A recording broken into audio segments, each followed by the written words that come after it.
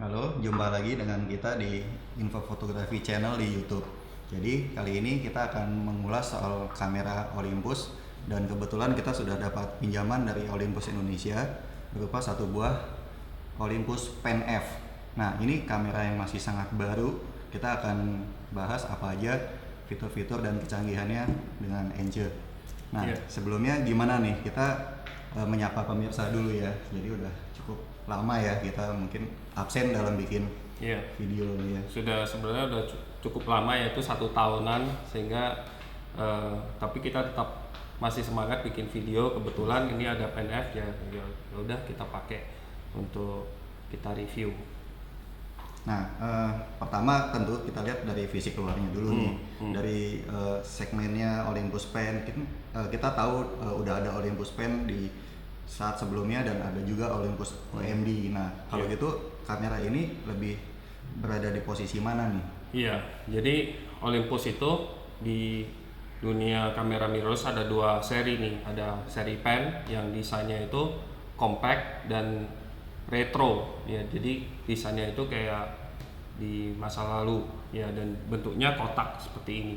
Jadi dan ada lagi Olympus OMD. Olympus OMD itu desainnya lebih menyerupai DSLR dan lebih kelihatan lebih modern ya, kayak gitu. Nah, Olympus Pen F ini yang terbaru dan yang paling canggihnya di seri Olympus Pen. Di Olympus Pen F ini perbedaannya dengan yang pen yang lain adalah dia memiliki jendela bidik elektronik, dan kemudian juga kontrolnya itu lebih kelihatan lebih retro lagi ya, lebih kayak kamera zaman dulu. Dan tombol-tombolnya kustomisasinya banyak.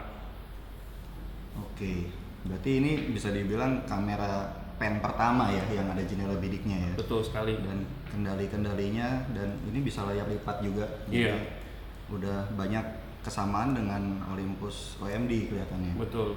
Nah, kalau waktu kita coba waktu itu, gimana impresinya terhadap ya tentu kita pengen tahu kualitas hasil fotonya kan.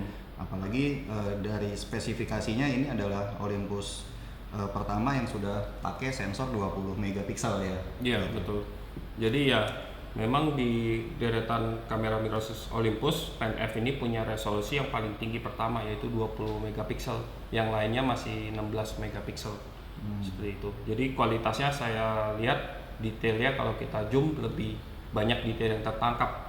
Tapi misalnya noise-nya kita uji juga lihat ISO sekitar ISO 3200 masih sangat acceptable noise-nya. Jadi cukup bagus. Jadi dengan resolusi tinggi tapi noise-nya juga tidak tambah parah gitu.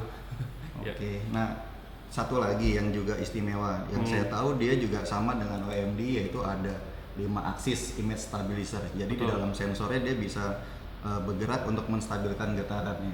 Itu gimana waktu dicoba? Kekuatan di Olympus OMD dan juga di pen adalah punya stabilization di body. Jadi lensa apapun yang kita dipasang ada, meskipun lensanya tidak memiliki image stabilization tapi akan distabilkan di body semuanya. Jadi itu sangat menguntungkan, dan 5 axis stabilization Olympus ini tergolong yang salah satu yang paling efektif, bisa sampai 5 shot. Nah, saat saya menguji ya di lapangan, kalau saya benar-benar hati-hati dalam memegangnya, dan kemudian untuk foto yang subjek yang nggak bergerak, saya bisa tahan sampai mendekati 1 detik, bahkan 1 detik untuk beberapa kondisi. Nah, Mantap. waktu itu saya pasang dengan lensa ini juga dipinjamkan yaitu 17 mm. Saya bisa tahan sampai 1 detik, itu berarti memang benar-benar teruji bisa 5 stop stabilizationnya gitu. Video gimana? Waktu Mas Emil sempat utak-utik dengan stabilization di video, apakah membantu juga atau gimana? Iya, sempat coba juga untuk ambil video handheld ya. Jadi sambil bergerak, sambil jalan kaki itu fitur IS-nya bantu. Jadi dia waktu saya sedikit goyang tangannya, dia pas kita lihat hasilnya tetap masih stabil. Shake-nya ada tapi sedikit sekali. Karena di menu kita juga bisa lihat ada opsi untuk IS dengan sensor shift dan juga dengan digital IS. Jadi kombinasi keduanya bisa membantu menstabilkan.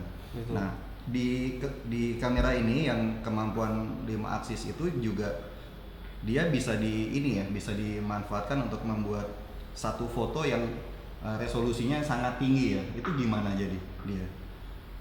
Iya, jadi dia akan menggunakan sensor shift ini untuk menangkap piksel yang lebih banyak, dia bergerak terus menangkap piksel yang lebih banyak sehingga bisa menghasilkan foto dengan resolusi 50 megapiksel yang lebih detail lagi, jadi lebih fine detailnya bisa lebih kelihatan dengan itu. Tapi syaratnya benar-benar harus di tripod dan subjek yang di foto itu benar-benar nggak boleh bergerak sama sekali. Mungkin aplikasinya untuk foto produk mungkin yang akan lebih sangat terbantu dengan, atau arsitektur mungkin bangunan yang punya detail yang sangat banyak, kita bisa manfaatin itu untuk bikin foto yang megapikselnya tinggi. Jadi hebat sekali ya si sensor itu dengan bergerak kiri kanan atau bagaimana dia bisa mengcombine jadi satu foto yang sangat tinggi sih resolusinya. gitu. Iya, betul. Nah, kalau udah kita akan bahas soal ini juga nih, soal autofocus ya. Jadi autofocus dan khususnya adalah bagaimana kemudahan LCD lipat dan LCD putar ini, karena dia juga udah mengadopsi sistem touchscreen. Jadi kalau dalam pemakaian misalnya kita di lapangan mau ganti-ganti titik fokus atau menentukan titik fokus itu gimana kemudahannya? Iya, waktu motret ini salah satu keunggulan kamera mirrorless Olympus ini adalah kita bisa langsung menyentuh layar nih untuk mengubah titik fokus atau area fokus lah tepatnya ya. Kita mau fokus di mana kita bisa langsung sentuh, dan juga kita bisa touch shutter, jadi langsung tekan seperti kita motret pakai handphone, jadi langsung disentuh langsung dia ngambil gambar. Itu sangat memudahkan ya untuk foto yang secara candid ya, yang cepat. Dan kemudian LCD putar tentu sangat membantu untuk foto maupun video saat kita perlu mengambil komposisi yang unik, misalnya di atas kepala atau di bawah. Jadi menurut saya sangat memudahkan. Dan juga saat kita memotret dengan jendela bidik nih, kita bisa menggeser-geser di layar ini untuk mengubah titik fokus atau area fokusnya. Jadi implementasi untuk pemilihan area fokus sebenarnya sangat bagus sih ininya Olympusnya. Dan kemudian kecepatan fokus juga tinggi ya, meskipun dia sistemnya contrast detect, tapi kalau untuk satu subjek ya yang tidak bergerak dia sangat cepat ya. Iya. Dan kemampuan LCD yang bisa disentuh untuk memindahkan titik fokus tuh masih termasuk langka sih. Saya pikir ini inovasi yang bagus. Jadi kalau nggak bisa kayak gitu, kita waktu lagi lihat di jendela bidik itu susah juga mau pindah titik fokus, kan mesti pencet kanan kiri ya, lama. Dengan menyentuh layar cepat sekali, jadi kayak di pad gitu kan. Dan itu sesuatu yang kita apresiasi ya dari fitur di sini ya. Dan tapi kalau misalnya untuk subjek bergerak, karena dia pakai deteksi kontras, belum deteksi fase atau hybrid, maka dia kalau subjeknya bergerak sangat cepat dia akan ada sedikit kesulitan. Ya, jadi ada foto yang fokus dan kemudian nggak fokus, kemudian ada jadi fokus lagi dan kemudian seperti itu. Jadi ada beberapa hit and miss di sini. Ya. Kalau gitu mungkin solusinya ambil foto yang cukup banyak. Jadi nanti ada yang bisa dipilih karena kamera ini juga bisa foto sampai 10 frame per detik dengan mechanical shutter ya. Bahkan kalau pakai electronic shutter bisa sampai 20 frame per second. Itu sangat cepat ya, sangat berguna untuk fotojurnalis mungkin yang untuk menangkap momen.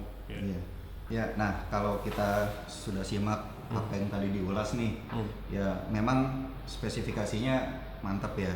Tapi kan pemirsa mungkin ada juga yang ingin tahu apa sih kelebihan yang unik yang ya khas dari Pen F ini, karena dia kan memang kamera yang spesial. Iya, betul. Jadi Pen F itu spesialnya itu adalah terletak di roda yang di depan ini. Jadi di roda depan itu kita bisa pilih monokrom, color, art, sama CRT. Jadi ini adalah pemilihan seperti filter ya atau effects ya. Misalnya monokrom dia langsung mengubah gambar menjadi hitam putih seperti itu, dan bukan hanya sekedar hitam putih tapi kita juga bisa pilih di menu, di profilnya bisa banyak, bisa mau ada yang mau high contrast, misalnya ada yang mau seperti infrared atau yang high grain yang banyak semacam grain atau noise yang kayak film zaman dulu. Jadi dan di warnanya juga begitu, di pilihan color kita bisa memilih warna mana yang menonjol, mana yang enggak, terus bisa mengatur saturasi warnanya juga secara keseluruhan kayak gitu. Dan di art ini kita bisa banyak pilih art filter, dan art filter tuh cukup banyak. Misalnya yang pop art itu warnanya sangat kontras sekali ya, sangat keluar sekali. Jadi justru saya pikir ini cukup menyenangkan dipakai. Jadi kita bisa langsung foto terus dapat hasilnya yang sesuai kita inginkan tanpa harus banyak edit, malah udah jadi finalnya. Jadi untuk yang generasi sekarang yang instan yang langsung ingin upload, jadi fotonya udah maksimal, nggak perlu di ini lagi. Nah, kelebihan lagi kalau misalnya kita pilih setting RAW plus JPEG, kita tetap bisa simpan file original yang sebelum diproses sama kameranya. Jadi dapat dua, jadi satu yang istilahnya sudah diedit di kamera, diproses, dan satu lagi yang untuk bahan mentahnya yang nanti kita bisa edit sendiri di komputer seperti itu. Nah, kalau memang kemampuan yang tadi itu bisa membuat kita lebih mudah ya waktu kita utak-atik settingnya. Nah, mungkin pemirsa juga pengen tahu gimana di kamera ini kita untuk mengganti-ganti setting yang tadi dibahas. Nah, setelah kita putuskan mau putar roda ini kemana, maka di belakang ini juga ada tuas untuk kita ganti. Kita mau ganti setting apa, mulai dari highlight dan shadow gitu kalau kita mau main curve ya. Sama satu lagi kalau mau main warna ada saturasi. Jadi kita bisa geser tuasnya terus putar roda belakang atau roda depan. Itu nanti dia akan bisa kita ubah, misalnya shadow-nya mau diangkat atau diturunin, highlight-nya juga sama, atau bahkan middle tone. Gitu. Tapi bisa nggak dengan menggunakan touchscreen untuk mengubah? Iya, memang dia hanya untuk diganti dengan roda ini atau dengan tombol atas bawah kiri kanan. Belum bisa yang touchscreen memang nggak untuk ganti itu sih gitu. Oke. Nah, jadi menurut Mas Erwin ini posisi kamera ini seperti apa nih? Ya di segmentasi Olympus saya pikir dia menempati sisi yang unik dari penempatannya ya, karena dia sudah ada Olympus OMD dan sudah ada Olympus Pen yang lebih dulu hadir, tapi dia mengisi celah yang unik atau niche kalau saya bilang, karena dia punya beberapa fitur yang di OMD juga nggak ada, misalnya kayak penggantian profile warna atau monokrom ini. Kemudian dalam ukuran yang sekompak ini dia bisa ada jendela bidik, ada roda kompensasi exposure, banyak customized button dan gitu. Juga sangat kelihatannya cakep sekali ya kameranya. Betul, yang good looking sekali. Ya, meskipun sudah nanti mungkin 10-20 tahun ke depan udah gak dipakai, ini juga masih bisa jadi objek foto yang menarik gitu. Apalagi disandingkan dengan kopi ya, di sampingnya. Iya. Tapi kalau setelah kita misalnya pakai, itu kan tetap aja ada sebuah kesan atau pengalaman yang bisa dirasakan dengan menggunakan kamera ini. Misalnya gimana handlingnya, ergonominya, dan ya apakah secara umum asik nggak pakai ini? Iya, menurut saya sih pakai kamera seperti ini cukup asik karena dia cukup compact. Sistem micro four turn itu juga terkenal karena lensa-lensanya jauh lebih kecil ya dari sistem-sistem DSLR atau mirrorless yang lain. Jadi menyenangkan untuk mungkin dipakai untuk seperti travel yang backpacker yang sangat concern terhadap berat dan ukuran, dan mungkin juga yang fotojurnalis untuk sebagian-bagian yang pengen ke tempat-tempat yang berbahaya dan pengen kamera yang sekecil mungkin dan segesit mungkin untuk mengcapture momen.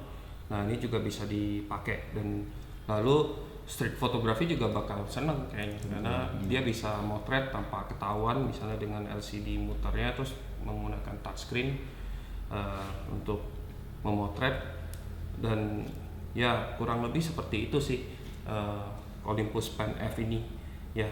Jadi mudah-mudahan dengan review kali ini bisa membantu teman-teman untuk memilih kamera dan mengenal lebih jauh dari Olympus Pen F.